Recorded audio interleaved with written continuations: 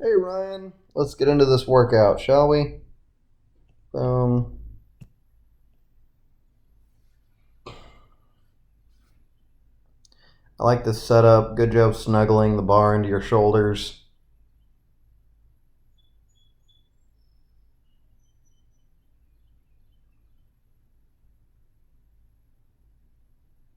Not sure if that's lag or a tempo squat. No, I'm kidding.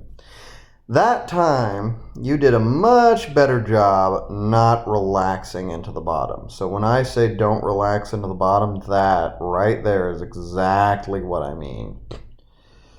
I did see that we came up onto our toes on that first rep on the ascent. You saw that right there, right? Heels came up onto the toes a little bit.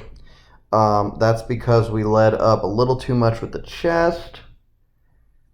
That was a better example of leading out of the hole with the hips, and that's going to keep us more over middle foot.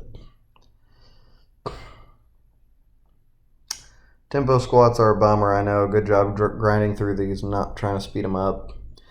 As far as the low back goes, I totally feel these on my low back too sometimes.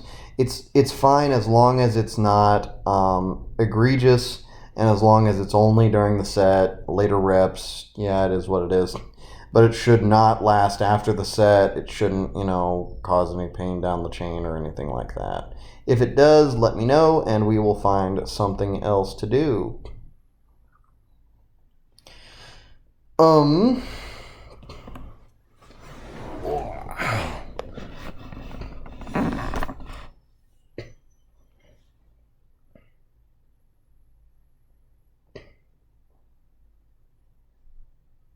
Cool. That was that second rep you said wasn't great. I agree wholeheartedly that that third rep looks better. That rep looks really good. That rep was probably the best. So, the thing I want to focus on here, other than reaching for the chest, which obviously is important, is this.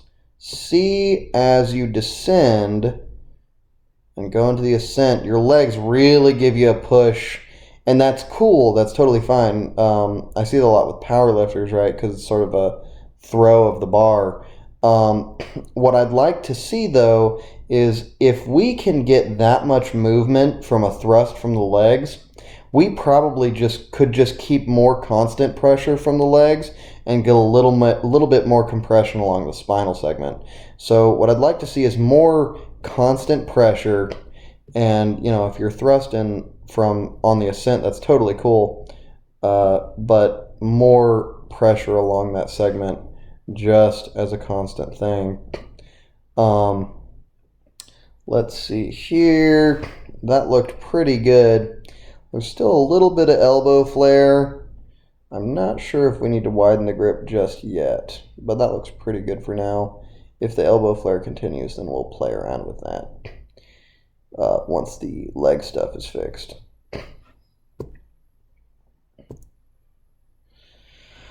So with these,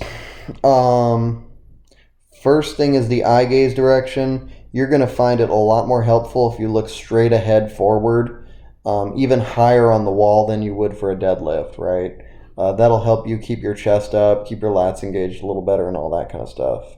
Now with that second rep that you just did, this is a great example of what I mean by get your knees back. Let's watch that one more time. Watch as the hips come back, back, back. And then as you go down, they drop a little bit, right? And then they come back up. That's because we experienced a little bit of knee flexion. That one wasn't as bad, but we experienced a little bit of knee flexion during the movement. Overall, though, through the set, it looks like you're doing a much better job keeping your knees back. That was a particularly good rep. Keep working on keeping your knees back, fix that eye gaze direction, and I think everything else should be taken care of with that. So overall, really darn good. I have the same problems uploading my videos to my coach. No biggie. I will see you next workout.